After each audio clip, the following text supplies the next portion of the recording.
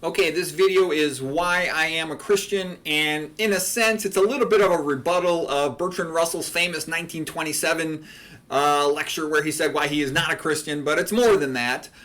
First of all, we start with this painting right here, The Creation of Adam by Michelangelo. This is the greatest painting of all time, the most important painting of all time, and this summarizes what actually really matters. Mankind, the biblical worldview, created in the image of God. Therefore, man is part divine, part beast, but also part divine. God is the creator, therefore man can also be a creator.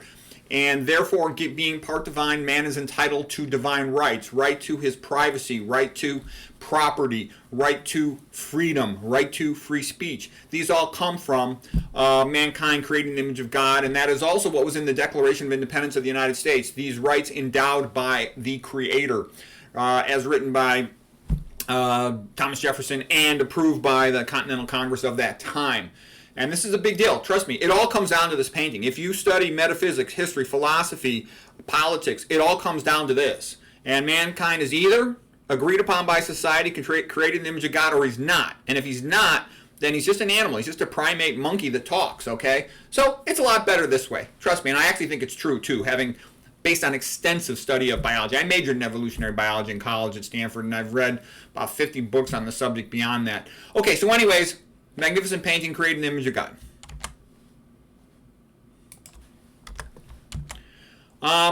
One of the other extraordinary things about Christianity is it produces the best art. There's lots of really smart people from all the different religions and all the different ethnic groups all over the world. But you know what?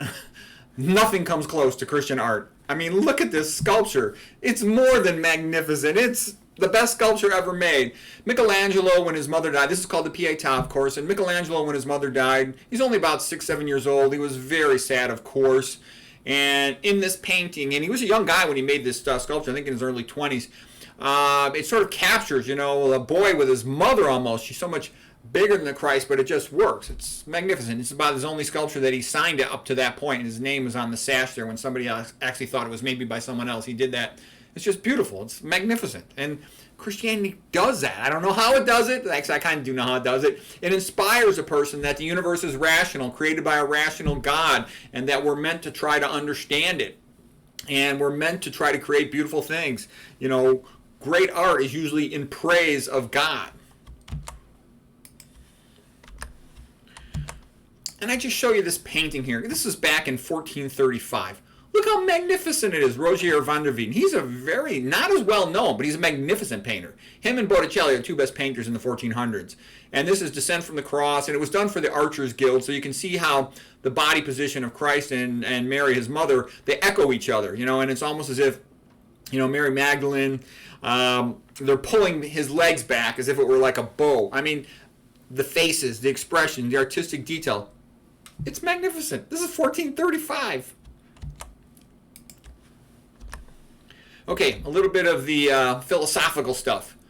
Some of the reasons for why I'm Christian, besides all the religious arguments and stuff, I know all that stuff, I read all that stuff. We'll briefly mention some of that later, but the best music. I've made a couple videos about the best Christmas songs, the best Christian songs in general, a bunch of great Christian musicians and singers, John McCormick, one of the greatest opera singers of all time, of course, Pavarotti, the great Johnny Cash in country music, kind of a Christian country music singer, the Carter family. It goes on and on. It's the best music ever made in the history of the world, in my opinion. If anybody knows something better, go ahead, show me. I'm happy to learn. If I'm wrong about something, go ahead and tell me. I'll be happy to look it up and learn. Okay, but I doubt it, all right, because I've studied this stuff a long time. Over about 90% of what I would consider the great music in the world, probably more like 95%, comes from some type of Christian tradition. It inspires great music, this idea of honor God. Look at Bach. What did Bach say? Every single composition for the greater glory of God. Everything he did. Okay, the best architecture. Name a building as beautiful as the cathedrals. There's nothing even close that I'm aware of. Okay, look at the modern buildings. They stink. They're so ugly. All these office buildings and skyscrapers. They look like animal cages. Tom Wolfe has said this. The modern office building looks like an animal cage, and there's always a statue of a turd in front. Modern art is fake. It's a joke. It's a bunch of crap. It's trying to make a chump out of people. You should reject it, because modern art reflects a society, and if we allow modern art to represent our society, that's like saying our society is a turd, okay? It's not good. Picasso's a phony. He was a communist. He's a piece of crap, okay? He's a con man. Don't fall for the BS. That feeling you get in your heart, this is good, this is beautiful, this is true, it's usually correct, okay? So you should trust it. Don't be bullied by some phony intellectual trying to tell you that modern art is good. It's a bunch of crap, all right? The best paintings, one after another. I'm going to show you a couple of magnificent paintings here in this talk, but for everyone I'm showing you, there's 100 other ones that are in that ballpark. Not quite as good, but in that ballpark. And I used to think only the Catholics painted magnificently, but the Protestants had some good work, especially in the 1800s with the pre-Raphaelite Brotherhood. They did some magnificent work, inspired as well by the help from John Ruskin. I gave previous talks about John Ruskin and the sort of Victorian Renaissance, if you will. And a little bit about the pre-Raphaelite Brotherhood as well. Okay, the best lecture, 1853 lecture by John Ruskin on the 3 ages of art. It's the best lecture ever in the history of art criticism. It's magnificent. Okay, way better than anything Oscar Wilde ever did. Come on. Okay, I like Oscar Wilde too. He's an Irish guy, but John Ruskin kicks his butt in art criticism. All right, best literature. Most of the best literature comes from the Christian tradition. The best novel, Les Mis by Victor Hugo. Actually, my favorite is Christmas Carol by Charles Dickens. Brothers Karamazov by Dostoevsky. And the simple reason is that that theme of redemption, it resonates with the human heart. That a person screwed up, and then they recognize it eventually, and then they try to make up for it. Like in Christmas Carol, when Scrooge turns his life around and becomes a good man, and he helps Tiny Tim to live. It's magnificent, okay? Atheism says that life is meaningless. How is life is meaningless going to inspire you to create great art? Okay, and I really like Ayn Rand. Even though she says she's an atheist, if you read Ayn Rand closely, and I've read her pretty extensively, she loves all the Christian writers. Her favorite writer by far is Victor Hugo. She says to read Victor Hugo is to have the feeling of walking into a cathedral. It's magnificent. And then she loves Dostoevsky. The two are like super intense Christian writers. And who else does she love? She loved Henry Sienkiewicz. He's a Polish writer who wrote Quo Vadis, another intensely religious book. And that's the book where St. Peter was leaving Rome in fear, and he saw Christ coming in towards Rome. And Christ asked him, where are you going? Quo Vadis. That's the name of the book, Quo Vadis. And then Christ said he's going back to Rome to be crucified again because St. Peter wasn't doing his job. So St. Peter said, okay, I'll go back to Rome. So anyways, that's an incredible story as well. Okay, the writing style of atheism tends to, modernism you can call it, is also, Ayn Rand describes it as a naturalistic style. It tends to highlight the vulgar. It's disgusting. It's sort of evil, and it's crap. It's no good. So basically, if you say that life is meaningless, where are you going to find a personal philosophy from meaninglessness? Nihilism, okay? It doesn't lead to anything. And in my experience with atheists, there's a couple categories of them. There's the sad kids that are a mess, often, become alcoholics, drug addicts, or suicidal. If life is meaningless, why not get stoned and have a little fun in the moment and just end up being a screwed up loser? There's also people who sincerely are trying to figure out their beliefs. But then there's a third category. The most common category of atheists on the internet is people I think who are probably members of the Communist Party just trying to promote atheism. Because if they can dumb down society enough to buy that, then everyone's rights could be taken away. So it's amazing because you see all these angry atheists on the internet. Why are they so energized about it? Because they're trying to promote politics. Okay, all right. What else?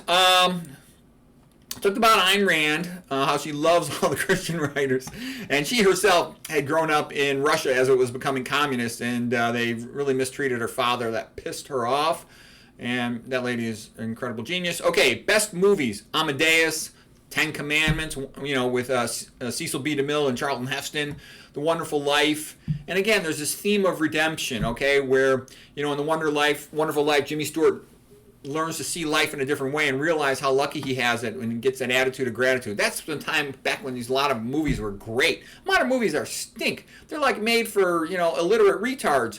A lot of action, thuggery, it's just titillation. It's just sort of superficial, cheap crap.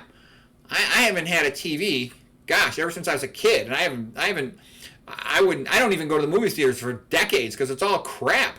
You can't produce a good movie when your baseline values are atheism. It doesn't produce anything of quality. It basically says a man has no soul. He's just an ape that talks, and this is just done, to take away his rights. It's sort of atheistic Darwinism is the two competing things in society are atheistic Darwinism and Christianity. I realize there's a whole bunch of other religions and a whole bunch of other cultures, but those are the two dominant ones, okay? Let's see, what else here? So atheistic Darwinism is the path to eugenics and communism and all that kind of stuff. It believes that people are just talking monkeys and they should have owners, and it's a justification for slavery. And all through history, you got to remember, slavery's been the norm and serfdom. Okay, this freedom, the last 200 years, this is not normal. This is a unique golden age in time in comparison. Okay, and just like a slave, a farm animal, they're saying that humans are basically, talking monkeys that have owners. They're farm animals, okay, owned by their owner. They're not entitled to a family. Farm animals don't have families. The owner of the farm animals does whatever's profitable with them. They don't have a right to life. They don't have a right to privacy. They don't have a right to anything, okay? They're just a farm animal, okay? They want to, and that whole culture destroys families, and it leads to bleak, sad, miserable lives, okay? Jordan Peterson had a good quote. Jordan Peterson, I think he's a little bit of a weasel. He won't say that he believes in God. He says he lives as if he does. And basically, if you don't believe in God, and you promote that, and he's a smart enough guy to have studied the subject, you're basically promoting atheism. You're promoting communism. That's why I think Jordan Peterson is kind of a phony. But I also like certain things about him. He's a bright guy, and he knows a lot about psychology. He doesn't know anything. He's an idiot when it comes to the subject of food.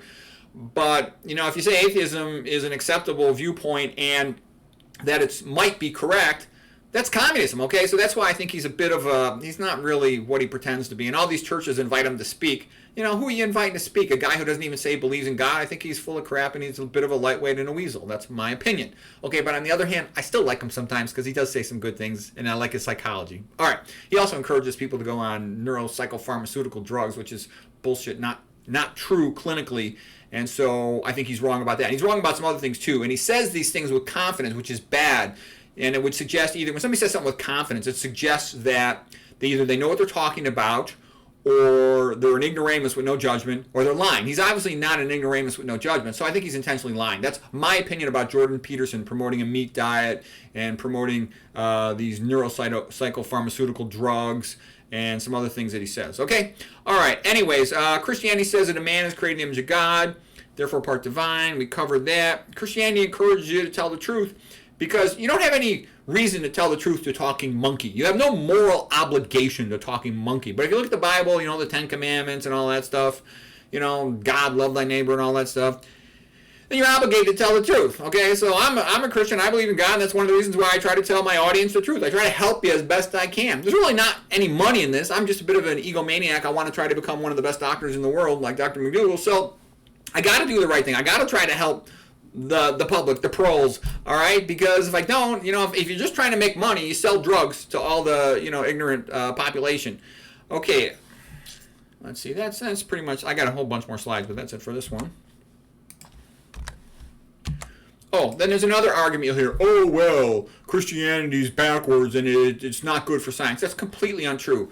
Isaac Newton, the greatest scientist of all time, the smartest man who ever lived, he was like one of the most intensely religious persons who ever lived, an intensely religious Christian. 1665 was Anno Mirabilis, where he discovered optics, the law of gravity, invented calculus, and did work in fundamental thermodynamics all in 1 year, okay, while he was, vacationing away from the plague. He just graduated from Oxford, and he was living at his family cottage in Woolthorpe. So this is a painting of him in Woolthorpe after he saw the apple fall, and that apparently Voltaire helped popularize him too, expanded his ideas and his concept of gravity. But you'll see there's lots of others. You want to see a modern scientist? Look up James Tour, okay? And I can also tell you, Isaac Newton inspired me in 2020, that when there was sort of like a, infectious epidemic going around, nobody knew it was going to happen. I just totally isolated myself and became simple, and I published 6 books in 1 year. Okay, so the energy comes from this. You want to talk about something that energizes people for achievement in the arts or the sciences? Christianity is incredibly great for that. Other thing I like about Christianity is it welcomes things in. It doesn't care about where stuff comes from as long as it's good. So it welcomed in a lot of great ideas from the Greek philosophers and scientists. And look at this painting, for example. There is Plato pointing up to the sky, the perfect forms. There's Aristotle pointing down to the ground, saying, let's pay attention to the practical things here on earth, being largely a biologist, Aristotle was. Magnificent Roman architecture over here. Socrates arguing or debating with Alcibiades and others. So anyways, there's all kinds of great things in this painting. But that's what Christianity will do. This was in the Vatican, so the Vatican accepted it. They are willing to learn from other cultures. They're not just saying, if you aren't only like our one book, get out of here. No, they learn from a lot of other cultures. Plus, talk about an open religion. Anybody can join Christianity. It's not exclusive of anybody. Anybody that wants to can. It works in practical ways. And here's just another great writer, Charles Dickens, the best writer of the English, best writer from England, I think, ever. Okay, you can say Shakespeare, but Shakespeare is not as English as we think, in the sense that he was a Catholic. Actually, I think that's why most people don't know about it, because he had to keep that a secret. But I love the book Christmas Carol. It's my favorite novel ever written. It's just so beautiful, magnificent. It's real short too. You could read it on a weekend. And so Tiny Tim survived because Scrooge helped out the poor Cratchit family. All right, it's a beautiful story. Scrooge turned his life around, and that's kind of what Christianity gives, this hope that one can turn things around, because everybody's got problems in their life and things that are really they're sad about. You look at Alcoholics Anonymous. Who's most likely to get better than Alcoholics Anonymous? A person who doesn't just follow AA, but a person who also converts themselves to Christianity. Sort of their addiction becomes from alcohol to Christianity, and it takes that place in their life, and they are much more successful at coming off the booze. Okay, I just showed this guy, John Ruskin. He was sort of one of the leaders of the Renaissance movement in England in the mid-1800s, and he really did a lot. He was a wealthy millionaire. He could have done whatever he wanted, but he dramatically promoted the Pre-Raphaelites, a bunch of Christian artists that were the best painters ever in the history of England. And then a whole bunch of other post-Pre-Raphaelite Brotherhood painters came along that were magnificent, like Leighton, for example. This guy right here, John Everett Millay, was the best of the Pre-Raphaelites in my opinion. And this guy, John Ruskin, yeah, he was a little bit crazy. All the geniuses are a little bit crazy, but he was a great man too. And man, could he write his speeches. He learned, people who learn the Bible, religious stories when they're young, also fairy tales are good too. They end up just more articulate, and they end up just being better writers. I mean, he was a magnificent writer in his prime. I liked John Ruskin. I made a whole book chapter about the guy. Again, of course he's a little crazy, but he's great. Okay, and some people say, well, what about some of these other religions? Look, I studied some of this Buddhism, some of this Eastern stuff, and it's godless. There's no God, okay? So it might be relaxing, it might lower your stress level, but I don't think it inspires great motivation or achievement. I studied tons and tons of geniuses, and I keep finding over and over, Christianity inspired me, Christianity inspired me, okay? I've never seen one where they say Buddhism inspired me, okay? When Ashok, this, terrible, brutal conqueror, conquered India, what did he do? Like 2 weeks later, he says, oh, I've converted to Buddhism. I want everybody to convert to Buddhism. Sit around and meditate. He wants to pacify them, and I think that's partly why, meditation's so popular now, because it's like, go sit in a corner, say Om, and shut up, and don't give me any trouble, okay? It pacifies people. I don't think it energizes people. That might be good if you're trying to lower your stress, but, I wanted to be strong. I wanted to be smart. I wanted to have the energy to crank out a book chapter in a day, be able to work 12 hours straight intellectually. That takes a lot of energy and concentration, and Christianity helps people to get that. Let's see, what else? By the way, modern science came from Christianity. The idea of hypothesis, experiment, analyze results, adjust hypothesis, repeat experiments. That came from Christianity. It didn't come from anywhere else, all right? Because the idea that the universe is rational, that it's meaningful, that it's knowable, all right? That's what pushed it. So, a lot of what you read in school are false terms, like people say, oh, the Dark Ages. That's a bullshit term made up to discredit Christianity. Okay, same thing with the so-called Enlightenment, that when they moved away from God, they became enlightened. That's not true either. Like I said, the most religious guy was the best scientist, Isaac Newton. Take a look at James Tour of the modern ones, okay? Time after time, you see that when you actually read about the individual people, that it totally energized them and increased what they could do. It just gets the metaphysics right for life is meaningful, and you too could create something great, and you can understand this world. It is a rational world. Okay, what else? The churches are open. Anybody can walk in and look. You want to get an education in art and history, walk around inside a church. Lots of them are beautiful. The older churches are more beautiful. Nowadays, a lot of the churches have been taken over by jerks, idiots, and scumbags, and they're almost like just a meeting place, and they're not that good. But you go to more of the older churches, especially the cathedrals, they're magnificent. Okay, Catholic churches are a lot better than Protestant churches. Protestant churches are sort of bleak inside. They sort of took on this craziness from Luther. Oh, the statues and pictures and paintings are idolatry. What kind of idiocy is that? Once they've gone down that path, then their churches become boring, bleak, and ugly, okay? So I'll take a Catholic church appearance any day over Protestant. Like I said, it's open Christianity. Anybody can join. Communism is like a closed gang. I mean, if you don't get to be a member of the Communist Party, especially a high-ranking member, then everyone else is a slave. Let's see, what else? Christianity is the friend of the common man. People want it. They go to Christ out of love, not out of fear, like Bertrand Russell said. They go to Christ out of love. They want it. I mean, look what Christianity does. It tells the common man his life is meaningful. Look what atheism and communism tell the common man. They tell him that he's just a talking monkey. He better keep his mouth shut and do as he's told. And all his money and property is going to be taken away from him anyways. Okay, great. And that's what people want? I'll tell you something. In society, if people will say that atheism is okay and atheism becomes the accepted way in this country, I guarantee you, you will have no rights. Zero, none. That is communism, okay? And that's why rulers always want communism. If you give any man total power like the Roman emperors had, they're going to declare themselves to be a god. And then some of the Roman emperors, they would insist on having a different woman to have sex with every single day. That's what it leads to. Atheistic, total power in the hands of one man. He calls himself a god. He insists, he forces a different woman to be with him every single day. And free speech is not at all allowed. Look at Emperor Nero. He thought the Christians were annoying. They wouldn't say that he's a god.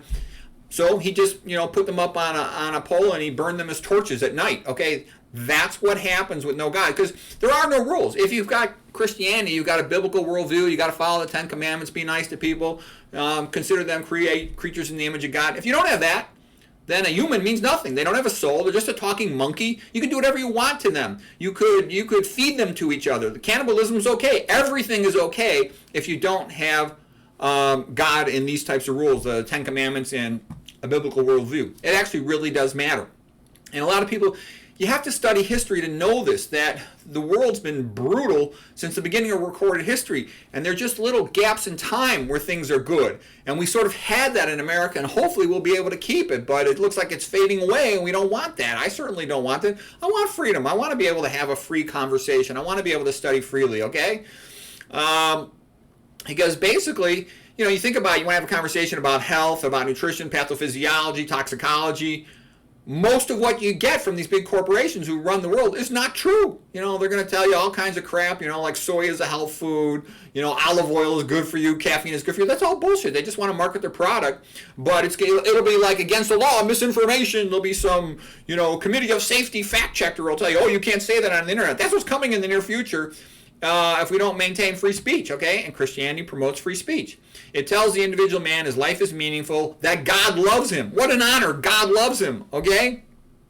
Of course people would want that. Why wouldn't people want that their life is meaningful, that God loves them, okay? And it gives them hope that their life can improve. It gives them hope that they can redeem themselves if they've fallen into alcoholism or drug addiction or some other, mistaken way of life, that heaven exists. There's hope for an afterlife. Christianity provides lots of good role models. There's the saints. There's all kinds of good people in everyday life who Christianity has motivated. I saw my mother, man. My mother was the best person I ever met in my whole life. She was like a saint, okay? And she was totally energized by Christianity. She did all kinds of incredibly good things. And that's where her energy came from. She had all these little saints. She prayed to them, especially she loved St. Jude, the patron saint of hopeless causes, Padre Pio, all this stuff. And I saw her save people's lives by her faith and her goodness and her kindness. I saw it. I saw it on a daily basis. Religion means like relegare in Latin, and to tie. Legare is from ligate, to tie things together, and that's what it does. It ties the people together. That's also why, if you've got some, Roman emperor tyrant, they don't want the people to have some religion that unites them. They want them all weak and separate, and, what was the Roman motto was divide and conquer. They want all their little colonies to be sort of very weak and easy to control. A bunch of slaves. Okay, Christianity is complementary to laissez-faire capitalism. That's not rigged. So laissez-faire capitalism is the best possible economy, not rigged. And that together, that combination, creates wealth and freedom. That's as good as it gets. Study it around. You look for golden ages in society, that's what you're going to find, okay, in the modern world the last couple hundred years. Okay, and one of the most things that's underrated is how great things were in the 1800s. And Ayn Rand talks about this too. So much great literature came out of that time period. There's plenty of bad stuff too, but tons of great stuff. There's always going to be bad stuff, but a lot of times there's not even any good stuff. Okay, nothing good comes from Soviet Russia. It's a shithole. Okay, nothing good comes from communist China. It's a shithole. Okay, so at least if you've got Christianity, you're still going to have some bad stuff, but you can at least have some good stuff too. What about people who say Christianity is not true? I would tell them, there's a lot of stuff. If you want to read about Christian apologetics, The Case for Christ by Lee Strobel is the best introductory book on the subject. I've read a bunch of books on the subject. That's the best one. He was like a journalist, and he's a really good, entertaining writer. He actually was an atheist, and he didn't like his wife being Christian. Then he studied it, and he converted to Christianity, and he became a priest, a pastor, okay? It's amazing how often I've seen lots of people do that. They want to debunk Christianity, and then they study it, and they're like, oh my God, this is the right religion. This is the best one, okay? That happens all the time. You'll see that if you start studying Christian apologetics. Okay, does God exist? The best book to get introduced to the question of whether or not God exists, I made a whole other video about this, is Atheism Dead by Eric Metaxas. That's the best introductory book on the subject. There's lots more. I'm not going to get into all the apologetics at this time. So that's where you go if you want to study that aspect of it. It produces the best art, the best architecture, the best music, and it produces very nice people. I mean, there's lots of really nice people from all kinds of different groups, but Christianity makes Christians a lot better than they would be if they didn't have it. I can say that from a lot of experience. I know Christians who've become atheists, and a lot of them, they just turn into shitheads. The ones I know turn into alcoholics, drug addicts, commit suicide, they're less resilient, they drop out of school, they're screw-ups. And then you go on the internet, all these ones that are members of the Communist Party, they're real nasty, and they pretend they know what they're talking about. It's all BS. But low IQ people are tricked by that. Let's see, what else? Atheistic Darwinism, it's the highway to hell. It's the highway to Stalinism. Hell is basically life without God. It's like living in a subway all your life, like Plato's cave. It's worse than that. Okay, here's Proverbs 16:25. There is a way that seems right to man, but its end is the way of death. The left brain is sort of the so-called rational, logical brain, and when that takes over, it sort of thinks it's right. And you look at the French Revolution, what an awful disaster that was, and that's what you get with atheism. Okay, then look at in comparison, look at America in 1776. That was a God-based people, and that was a great thing about freedom. Okay, there's really a big difference between America's transition to freedom in 1776 versus what happened in France in 1793. Atheistic communism hates the common man. It says he's just a talking monkey and he better be a good slave or he'll get his butt kicked. And then people say, well, what about the Spanish Inquisition? The Spanish Inquisition was bad. Yeah, the Spanish Inquisition was bad, but it was run by the king, okay, and he used it as a political tool to get his enemies. And he killed, the Spanish kings over the years killed about 2,000 people in 400 years. Of course, that's awful, that's bad, that's terrible, but it's no comparison to like a communist government. Take a look at Stalin. Stalin killed 65 million people, mostly Christians, in 40 years. Oh, communism doesn't want Christianity. He plowed over 48,000 churches and killed 65 million churches. That's what communism is all about. And if communism comes to America, I guarantee you, they're going to kill or imprison all the Christians. They're going to bulldozer, knock down all the churches, and everyone else is going to be made into a slave. That's what communism does, okay? Other than the Communist Party. All right. They don't want anything that makes people happy or united. They just want them to shut up and be good little slaves. Okay, atheistic Darwinism, it causes poverty and misery. It's a disaster. Ann Coulter had joked that communism in Russia created 70 years in a row of bad weather. The joke being that once the farmers no longer could profit from their work, they did as little as possible. So that's what the kind of crap you get. And the best book ever written on communism is Gulag Archipelago by Alexander Solzhenitsyn. It's a masterpiece. Okay, he was a guy who had been like a tank commander in World War II, and he thought after they conquered Germany, he thought he would come back to Russia like a hero, and he'd have his pick of the ladies and money and all this stuff, and instead, he got thrown in the Gulag in prison for being corrupted by the West. Okay, and by the way, there's far more evidence in support of God's existence than against it. Then other people say, well, what's the difference between, Jesus Christou and, the Greek gods? Well, the Greek gods were sort of products of this earth. They were sort of, they sort of came from it. And a lot of them were metaphors, you know. Zeus came out of being a metaphor for lightning originally, so to speak. And other ones, Poseidon, a metaphor for the power of the sea. Whereas the biblical God created everything. So he's a much higher up, more powerful God, and he's sort of outside the picture, if you will. So I'll just show a couple paintings, and then I'll get into a little more stuff that you might find interesting. I'll just replay some of my debate between Nietzsche and Dostoevsky, which I thought was quite interesting.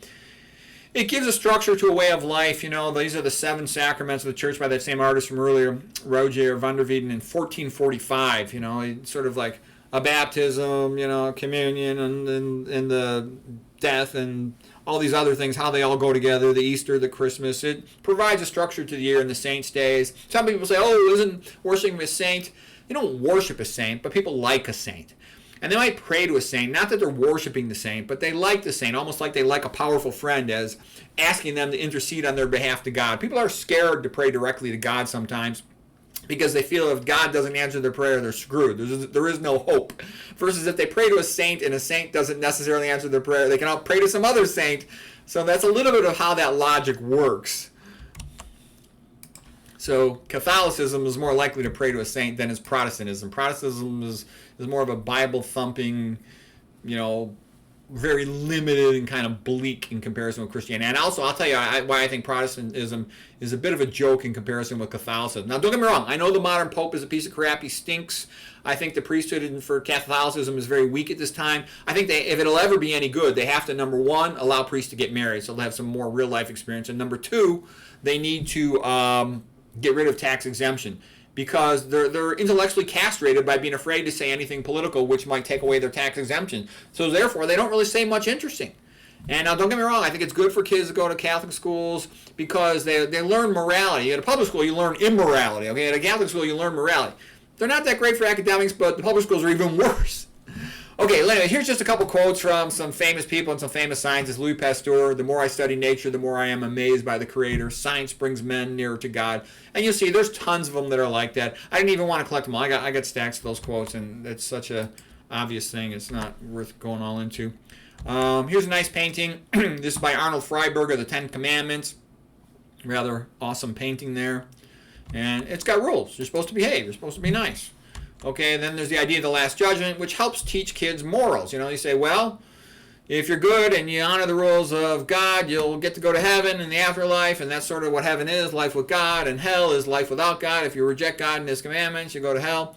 And so people need something to motivate them. You need to teach kids morals and religions when they're young. If they don't get it when they're young, they'll probably never get it. And there's a great quote by Voltaire. Now, Voltaire is a bit of a mixed bag. On the one hand, he was largely a villain and anti-Christian in a lot of ways. In other ways, he was very Christian. And, you know, one of the things Voltaire says, even if God didn't exist, we would have to invent him. I want my doctor to believe in God, and my lawyer and my tailor, because if they don't, they might rob me. And that's true. People have a lot more morals if they believe in God and, you know, respect for the individual. Ayn Rand had said the individual is the smallest minority in society, and I think that's important to remember too. Okay, another nice thing about Christianity, it loves and honors the family. It puts the family on a pedestal of what one should love and respect, and I think that's important. If you don't honor and love and respect the family, then your population's likely to go extinct, okay? You know, Jordan Peterson had said that same thing in so many ways, and everybody who studied societies knows that you have to love children and want to nourish and help them and develop them if you're going to have a successful society that continues on, okay? And Christianity, it's the best for honoring the family. I mean, there's picture after picture, all these beautiful pictures of love for the child, okay? And, you know, the Christ is the embodiment of the child in the Nativity, Christmas pictures, but it echoes through Christianity, this love of the family. Honor, and look at the 10 Commandments, honor thy father and mother. I mean, it's just built into it. When I was growing up, man, you totally respected your parents. There was whatever my parents said, that was it. I mean, that's how it was, and it was actually better in those days. Okay, you know, a little bit more of the same thing. This is a nice Norman Rockwell Saying Grace painting. Kids grow up better with that, and they also grow up better with intact families. It used to be, when I was a kid growing up, there were hardly any divorces. Nowadays, there's more often than not the families are divorced. When I was a kid, it was the divorced families where the moms working, where we would go and have parties. Okay, that's where you'd have parties, because there'd be no parents around, and kids would drink beer, you know, in high school. All kinds of crap happened in the divorced family houses. Okay, it helps keep families together, and when families are together, they all benefit from that. Somebody had said that the family is, God's invention to create paradise on earth, and Aristotle had said the family is how the invention that helps God's invention to help man meet his needs. Okay, and the nice thing about a family is everybody's different. None of this we're all equal and the same. No, everybody is what they is. Some are older, some are younger, some are male, some are female. And that variety and them having different unique insights and skills, they help each other, and that's how it should be. Okay, and then here's sort of an iconic picture. This is by Thomas Kincaid, painter of light. He actually sold more paintings than any artist in the history of the world. And the reason is he paints stuff that people like. And this is basically kind of how I remember Christmas growing up. It was beautiful. It was the best time of the year. I have books of Tom Kincaid's painting. I love his paintings. And this sort of is a typical Thomas Kincaid painting. There's a joy in the season, and there's a happiness in it, and everyone's looking forward to it, and people come home from being far away and join together with each other. I had a long-distance girlfriend when I was in college for a while, and oh man, I could not wait to see her. It's great, okay? It's the best holiday. It's the best time of the whole year. It's magnificent. You want to get rid of that and change it to winter holiday or some BS like that? Come on, are you stupid? It ruins it, okay? All right, Salisbury Cathedral. And the other thing, too, Christianity is not exclusive. Anybody from other religions or whatever, they can participate in it and they're welcome. It's not like an exclusive thing. Okay, look at this building. Okay, it's a Protestant cathedral, but on the outside of it is magnificent. I prefer the Catholic cathedrals with all the statues on there, all the gargoyles and the saints and all that stuff. I think they're even better, but still, it's still magnificent and beautiful. And then here's a beautiful nature scene, and I love the scene. Among the Sierra Nevada Mountains by Albert Bierstadt. This is one of the greatest landscape paintings of all time. And like the deer, they bring life to the painting, and it's sort of like God's art is nature. And this is sort of like almost I have a religious feeling about this painting. I went to Yosemite when I was young, and it was magnificent. When I was in college, I thought I might become a biologist, and I had some friends that wanted to become biologists, and man, we just loved hiking around these places and studying all this stuff. And there's a sense of awe and joy at God's creation. It's just awesome, magnificent. Okay, now here, just briefly, I'll mention this. This is a painting called A Private View at the Royal Academy, and with Oscar Wilde in here. So here's Oscar Wilde. And now, I love Oscar Wilde. He's an Irish guy. He goes to England. Everybody hates him because he's Irish, but he's such a genius that he becomes the best, most successful playwright in Ireland. By the way, he was like a closet Catholic. He officially converted to Catholicism, during the last days of his life, but he had been sort of a closet Catholic much longer than that. If you read a lot of his other short stories and whatnot, you will see that, and that's well known. Anybody who studied, I read like 3 or 4 biographies of him, and so I love the fact he was so clever and so witty. And he actually had his own artistic movement, the aesthetic movement it was called, along with Potter and some of these guys out of Oxford, and he called it art for art's sake. But basically, art for art's sake, it definitely deserves a place, but it just doesn't hold up as well as when you've got sort of a Christian theme somewhere in the background in there. It helps. Don't get me wrong, there's a lot of great art that is not intrinsically Christian, but I can tell you the best art tends to be Christian. There's exceptions to that. I know there's exceptions to that. Robert Bateman's pictures of nature. They're just pictures of nature. There's no religion there. Of course that is true. But what I am saying is when you look at art-based religion with a component of art, you will see there's something special about it. And the best speech, again, is the 1853 speech by John Ruskin on the Pre-Raphaelite Brotherhood. If you're interested in art, I recommend you play that and listen to it. It's about an hour long.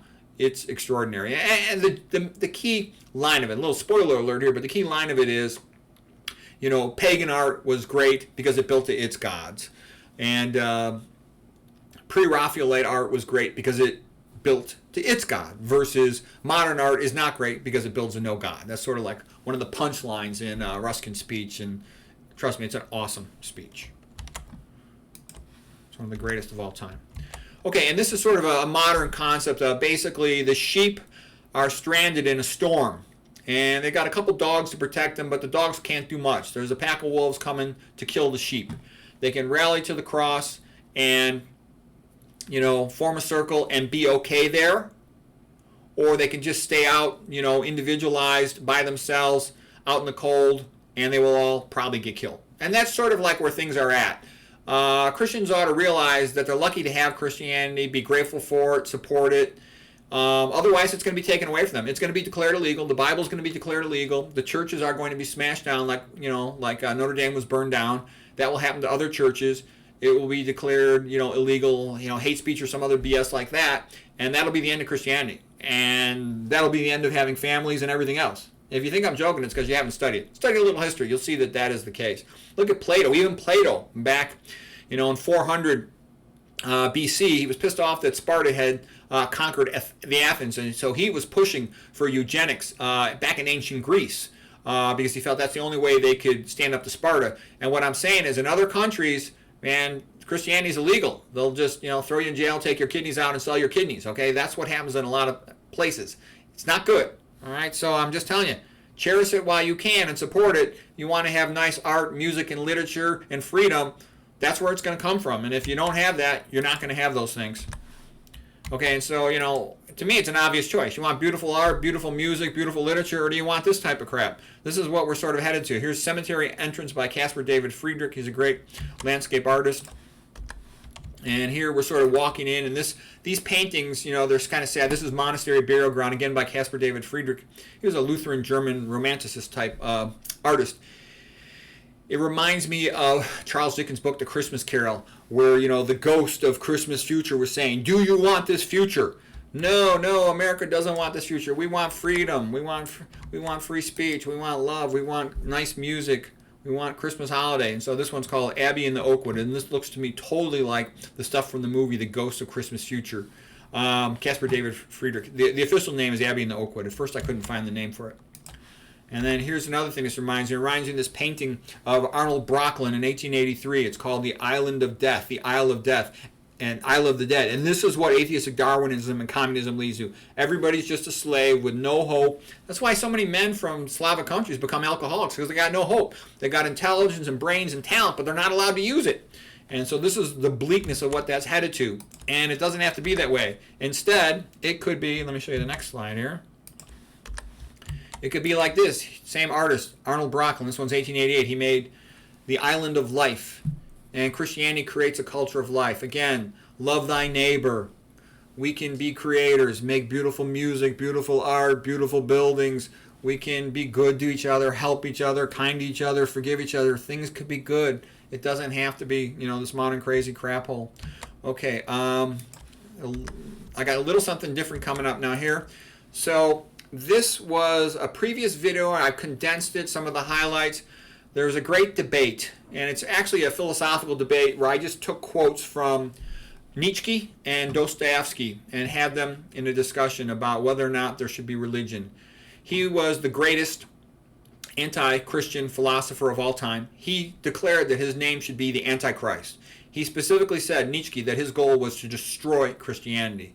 Whereas Dostoevsky was quite the opposite. Dostoevsky sensed that Russia was either going to become more Christian or it was going to deteriorate back into an awful form of slavery and cruelty. And obviously he was right.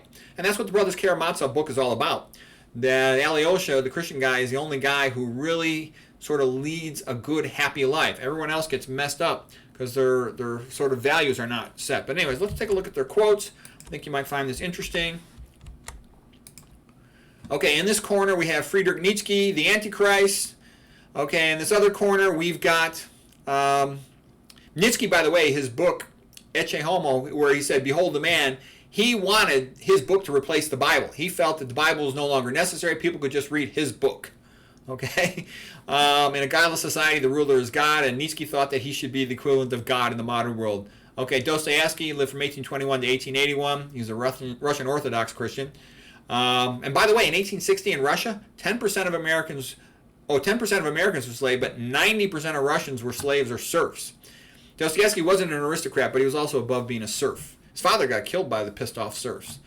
Okay, let's see. Okay, the next thing we're going to get to the real debate. That was just the intro. Okay, so it starts with Nietzsche. He says, He who has a why to live can bear any how. To live is to suffer. To survive is to find some meaning in the suffering. Dostoevsky. The mystery of human life goes beyond just staying alive. It seeks something to live for. Nietzsche. Great intellects are skeptical. There are no facts, only interpretations. I cannot believe in a God who wants to be praised all the time. The strength of a person can be measured by how much truth he can tolerate, or more precisely, to what extent he needs it to be softened, sweetened, muted, or falsified. You wonder, where has your God gone? Well, I shall tell you. Your God is dead, and we have killed him, you and I. What did we do when we unchained the earth from the sun? Whither is it moving now? Has it not become colder? Is more and more night coming on all the time? How shall we console ourselves? I come too early. This event is still on its way. It has not yet reached the ears of men. That's Nietzsche. So God is dead and we have killed him, according to Nietzsche. Dostoevsky says, if you were to destroy in mankind the belief in immortality, not only love, but every living force maintaining the life of this world would at once be dried up. Moreover, everything would be immoral. Nothing would be unlawful, not even cannibalism. And that's from Brothers Karamazov. If there is no God, then everything is permitted, including cannibalism. Nietzsche says, your God is dead and you've killed him. Get over it. Dostoevsky, if there is no God, everything is permitted. Okay. Nietzsche, I philosophize with a hammer. If God is dead, there is no such thing as morality. It's like Darwin and Spencer. Remember, atheistic Darwinism, they go together. The British wanted Darwinistic philosophy because it justified them enslaving their colonies. And it justified them, killing anybody who didn't agree with them.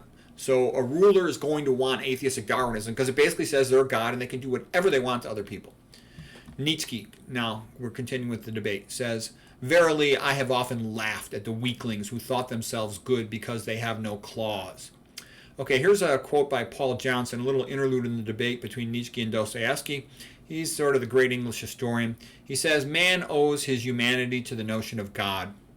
And if this notion disappears from his thoughts and his vocabulary, then humanity would disappear too. Man without God is a doomed creature.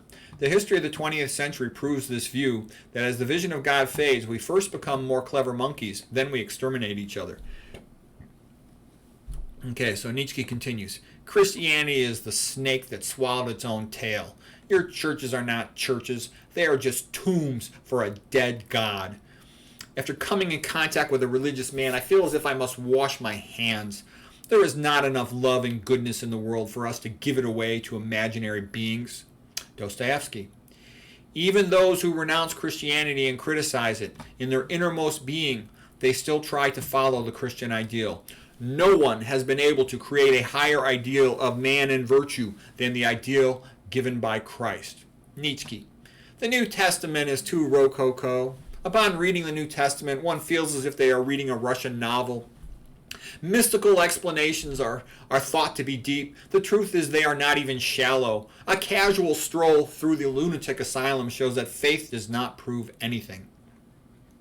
Dostoevsky. Do miracles create faith, or does faith create miracles? Nietzsche. Christianity is the religion of pity. When one gives up on Christian belief, then one deprives oneself of the right to Christian morality. Christianity is a religion of poor people, of slaves, illiterates. Why should a religion of inferior people control superior people? It is time to go beyond good and evil. I condemn Christianity. I am the Antichrist. Okay, a little intermission and some commentary from the judges of the debate. We've got some ancient philosophers. We're like in Elysian fields here where they can participate in this discussion. So Plato says, the best way to control the ignorant masses is with noble-sounding lies. Plato was sort of the big popularizer of this idea that you should lie to the public because they're too stupid to understand the truth, and it makes them easier to control. And you all know the metaphor of Plato's cave, of course. Will Durant says, the philosophes, like the atheist philosophers in France in the 1700s, they don't need religion. That's like Voltaire and Diderot, for example, Robespierre. But the average man wants it. Religion tells the average man that his life is meaningful. The atheism of the philosophers leads to despair for the average man. Rip Van Winkle. The philosophers aren't the only ones who don't like religion. Rulers don't like religion. It's too emotional. If the rabble starts thinking that their lives have meaning, they might want more freedom or property, and that could be expensive. Okay, here's a quote from Joseph Stalin. The Communist Party cannot be neutral toward religion. The Communist Party stands for science, and all religion is opposed to science. Stalin. And by the way, that's an absolute joke. I can tell you what happens if you take religion away from science. Look at Harvard. Harvard was originally a religious college. Now that Harvard is atheistic, it's a piece of crap. I can tell you this. I will debate any doctor from Harvard Hospital on the subject of chronic disease. They stink. They're crap. I have all their books, okay? I've read their books. They are wrong on every single chapter in regard to chronic disease, okay? And it's so easy to refute, it's not even funny. Number one, coronary artery disease. They're going to tell you need statins, stents, and open heart surgery. But that's a joke. Esselstyn gets much better results. How come Esselstyn's not even in the book? Okay? How come Ornish, Kempner, none of these doctors are in the book? Autoimmune disease. They don't even mention leaky gut. But we know, people who study nutrition, that leaky gut's the most common cause of autoimmune disease. How come that's not in the book? Because you make a lot more money selling drugs, okay? And it goes on and on. Hypertension. They say 95%, 95% of hypertension is idiopathic, essential hypertension. No one knows the cause. BS. We all know high salt diets, high fat diets, high animal protein diets, they cause hypertension. Populations don't eat that way. They don't have any hypertension. Zero, okay?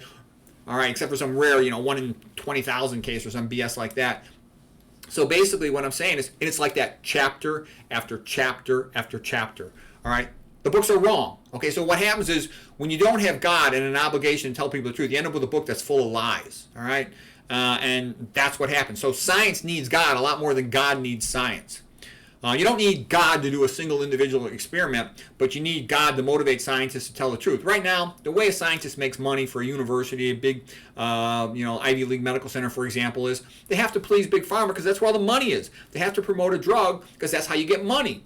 You don't get money for telling the truth. There's no money in this. I do this website just as a hobby. I want to try to help people, but I don't make 10 cents with this website. Okay, let's see, what else? Plant Man Prometheus. This, by the way, comes from a book, one of my books. I don't even remember what book this was. I had all these debates in there. Okay, Plant Man Prometheus. Religion and Freedom. I think it might have been my Journey to Optimal Health book. Okay. Plant Man Prometheus. Religion and freedom and speech are the power of the poor, and that's why rulers forbid religion and censor speech. The rulers do not want the ignorant masses to expect forgiveness or to have hope. Nikita Khrushchev. Okay, you can decide. Do you like the philosophy of Jesus Christou, love thy neighbor, forgive, and all that stuff, or do you want the philosophy of Nikita Khrushchev? Here's Nikita Khrushchev, the leader of Russia in the 1960s. We have no use for the policy of the Gospels. If someone slaps you, just turn the other cheek. We have shown that anyone who slaps us will get his head kicked off. Okay? Yeah, what a nice country, Russia in the 1900s. What a shithole. Okay, Plant Man Prometheus. Rulers want the masses to be subliterate laborers. They don't want them to be self-righteous, liberal arts, hyper-educated types. There's been a push in this country to try to get rid of the liberal arts in universities. Liberal arts, even if a person's going to science, they should still study the liberal arts. It teaches them to be more articulate. It teaches them to think more effectively. Okay, rulers prefer Darwinian atheism. Talking apes do not have any rights. Alexander Solzhenitsyn, author of Gulag Archipelago, said this: the reason all of this happened, meaning communism in Soviet Russia in the 1900s, and Stalin killed 65 million Russians, is because the people had forgotten God. If you don't have a God-based worldview, guess what? Then you're just a talking monkey and you have no rights. And it doesn't matter what the individual feels. It's what society agrees upon, because that's what sets the pattern for the laws. Charles Leibniz, the great co-inventor of calculus, okay, here's what he said. There is only either God or nothingness. You either believe in God and have a God-based society, or you don't. And if you don't, then you're just a talking monkey by modern atheistic Darwinism standards. And that's why you have to have God. I believe in God based on all the scientific evidence. Okay? And the other thing, too, people are going to say, oh, well, that you're stupid and that Darwinism explains life on Earth. That's ridiculous. Okay? Darwinism has nothing to do with life on Earth. Let me explain that point, that statement. The origin of life is prebiotic. It comes from geological chemistry. There was no life. Okay, so it had to come from somewhere. And God's the only way to explain it. Believe me, it is so complicated just to have one individual cell that it can't be explained by so-called RNA world or protein world. Believe me, I spent many hours of my life studying all that stuff. Study James Tour if you want to understand a little bit about origin of life, how complex it really is. All right, to T.S. Eliot quote, "If you will not have God, and he is a jealous God, then you should pay your respects to Stalin." Plantman Prometheus, "Rulers prefer the populace to be passive and dull, like cows." That works well because most people prefer to be that way. Martin Luther said in the 1400s, 1500s, this was said actually, "The ordinary person, especially in the villages, knows absolutely nothing. They live like simple cattle." Actually, yeah, the good quote by Cicero. Cicero as well had said, "To not know what happened before you're born is to forever remain a child." And most people, they don't read a single book in their life outside of what they had to read in school. So they're just illiterate, functional illiterates. And they don't know any history. You have to know some history to put this all into perspective, okay? If you don't know any other history, at least study the 1900s, okay? What happened in Soviet Russia, what happened in Nazi Germany, what happened, in the United States, what happened in Vietnam, Cambodia. At least know that. I think it's much better to also have a good sense of the Greeks, the ancient Greeks, have a sense of the Renaissance, know the Bible, okay? It's good to know all that stuff, all right? I like knowing about what happened between England and Ireland. I found that was very useful to understand. Plantman Prometheus continues. Oh, no, actually, here's a quote by Nietzsche. "Martin Luther killed the Renaissance." Okay, Plantman Prometheus. He was like the narrator in one of my books, Plantman Prometheus. "Darwinian atheism makes the ruler become God, enables the ruler to do whatever they want. Anything bad they want, they can do it in Darwinian atheistic communistic society." That's why they want it, okay? For the ruler, it's the greatest deal. He can insist on a different woman's forced to be with him every night. He can insist that all his enemies, are have their kidneys taken out and sold on the black market for transplant, okay? He can do whatever he wants. Okay, Carl Jung has a quote. "In order to free the sovereign from restrictions, it tries to cut the ground out from under the religions, to prevent the individual from relying on anything but itself. It is possible to have an alternative point of view only when there is a point of reference outside the mainstream. The religions that give or claim to give such a standard, they thereby enable the individual to exercise his judgment, to think outside convention. And these religions tend to teach that there is another authority, one that is opposed to that authority of the world. So that's another reason why rulers, they don't like religion, okay? They don't want people free thinking and thinking that things should be better than they are. No way. They want them to shut up and be good slaves." Okay, Alexander Solzhenitsyn, let's see, what else did he say? He says, he came and gave some speeches in the United States. He said, "The generations now coming out of the Western schools are unable to distinguish good from bad. Even those words are becoming unacceptable, intolerant, okay, judgmental, hate speech, all bullshit. People should be allowed to have an opinion. This causes impaired thinking ability. Just as King Midas turned everything to gold, Stalin turned everything to mediocrity." Yeah, look at Stalin. Look at the 1900s. Nothing good came out of Russia. They had some good athletes because the athletes were really professionals, okay? They didn't produce any art or any music or anything, all right? I had friends that were Olympic athletes, all right, and they were, practically starving with no money. Meanwhile, the Russian guy, for being a star athlete, let's say on a wrestling team, he would have his own apartment, etc., etc. Okay, so here's Solzhenitsyn continues. "Atheism was at the core of the entire Soviet system. Atheism is what makes it possible. To do evil, a human being must first of all believe that what he is doing is good. He needs an ideology. That's what gives evil doing its long-sought justification. It gives the evildoer the necessary steadfastness to be cruel to other people." So atheism is where this all comes from, and so that's why you should not let it slide, because atheism is a way to destroy your families, to destroy freedom and wealth and private property and all these other things we love in this country. We could end up like Soviet Russia in the 1900s, or even worse, because nowadays I think it would be even worse because of all this modern computer stuff. They can run it on artificial intelligence, and it's just going to be brutally cruel and evil, and you'll have no recourse. You're just going to be dealing with an artificial intelligence machine, and it will just screw you over, social credit score, all this other BS. So hopefully that won't come to the United States, but we've gotten a lot closer to it than one would hope. Okay, Carl Jung has a quote. The decisive question for a man is he related to something infinite or not? Among my patients over 35, they all had a problem finding a religious outlook on life. Every one of them had fallen ill because he had lost what the living religions of every age had given their followers. And none of them has really been healed who did not regain his religious outlook. Religion is a basic human need. Yeah, religious people are healthier and they live longer. Okay, now we got just a little bit more of this debate. I think I got about 2 more slides, and we're almost winding down here. Okay, now Dostoevsky speaks. God and the devil are fighting for the heart of man. Nietzsche, I will believe in your Redeemer. when Christians look a little more redeemed. Dostoevsky. What is the use of Christ's words unless we set a good example? We are all responsible for everyone, and I am more responsible than anyone else. Nietzsche. Your God is dead and you have killed him.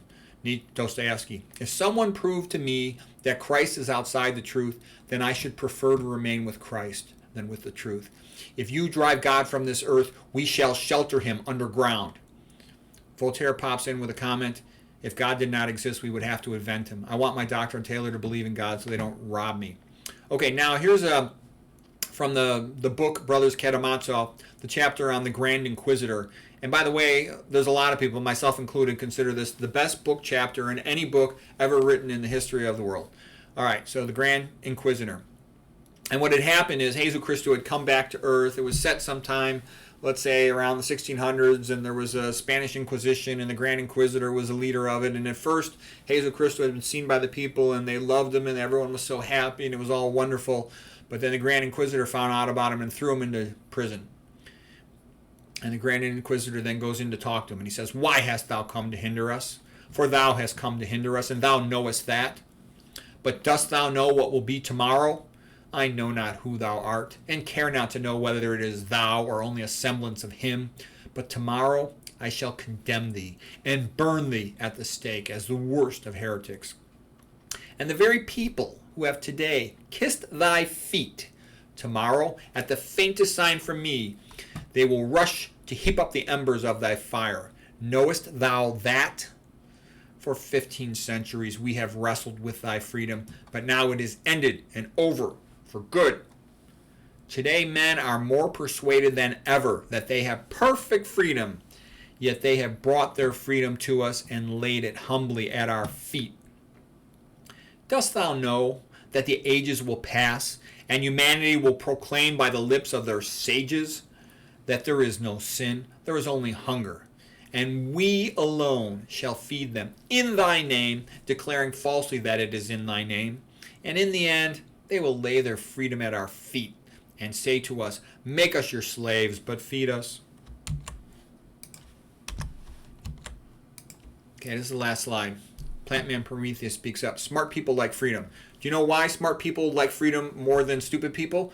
Because a stupid person never says anything interesting. A stupid person can't challenge anything. A stupid person doesn't have the ability to speak in an unconventional way because they don't know anything. Versus, I get nervous sometimes. Okay, I'm a doctor and I recognize that, the Ivy League textbooks are pieces of crap and they're like wrong on, 4 out of 5 subjects. Okay, so I need the freedom to say that. Okay, Stalin, if his Communist Party scientists, somebody disagreed with his Communist Party scientists, they would put the guy in jail, okay? And there has been some bullshit on the internet where people get in trouble for so-called misinformation. They're not allowed to have an opinion on subjects. People should be allowed to have an opinion on subjects. And it's the best scholars, the best scientists, the best doctors. They're the ones that are going to challenge conventional opinion. Look at McDougal. Can you imagine if, the dairy industry ran the Communist Party? Then to criticize dairy would be misinformation, okay? Okay, Grand Inquisitor speaks up now. Actually, there was a little bit more coming from the Grand Inquisitor. I had one more quote from him. This is the last quote from the Grand Inquisitor. By insisting on freedom of choice, you have limited salvation to only thousands of people. But what about the millions of people who can't handle freedom? You make a mockery of them. Why hast thou come to hinder us? We have corrected thy work and have founded it on mystery and authority. And men rejoiced that they were again led like sheep. We shall persuade them that they will only become free when they renounce their freedom to us and submit to us. Thou shalt see that obedient flock, who had a sign from you, heap up the hymners. I don't know how I threw that quote in there. All right. So anyways, the gist of it is the average person just wants to be told what to do. They don't want to think. They don't want to read. They don't want to learn. And there's a lot of truth in that. But, it's good that everybody's allowed to have free speech. And, and that's kind of, we can go off on all kinds of side tangents here. So I don't want to go off on a bunch of side tangents. This talk's actually gone on pretty long already. But there was a little more here. Silicone Man. This is from my book. Silicone Man says, that's right. The average man doesn't care about freedom. He doesn't want the vegan diet. He doesn't want all this stuff. He doesn't care about books or history or the Greeks and the Romans. None of this stuff. He doesn't care. He doesn't care about the Renaissance. The average man wants beer and pizza and a woman, okay? He just wants social media on his phone and TV. That's it. He's just a talking ape. Plant Man Prometheus. We are more than that. We are created in the image of God. Silicone Man. You can't prove that. All the biology teachers in all the high schools and all the colleges, they say that man is just a talking ape, a monkey. Plant Man Prometheus. That's because they get fired if they mention intelligent design. By the way, I believe in intelligent design. Just so you know, I'm an A-plus student in evolutionary biology at Stanford, which is a Harvard equivalent school. And I can tell you, I believe in intelligent design based on extensive study of the subject. And there's numerous other biology experts who will tell you the same thing. Scientists try to pretend they know far more than they do. And, you know, it's just like Big Pharma can't compete with the vegan diet, not even 1% success of the vegan diet. And so that's what it is also in a lot of the science stuff. Silicone Man. Freedom is expensive. It leads to chaos. Look at the wars between all these countries. The only hope for peace is a globalist society where most of the people are subliterate laborers. Plant Man Prometheus. Well, could we at least have a health aristocracy that can enjoy organic, whole food, vegan, organic diet? That be available. Could we at least be allowed to have books and learn about history and art and philosophy and religion and true science? So anyways, hopefully it won't ever get that bad. But anyways, that summarizes why I think Christianity ennobles people and energizes them and leads to great achievements that benefit everyone. So that's it.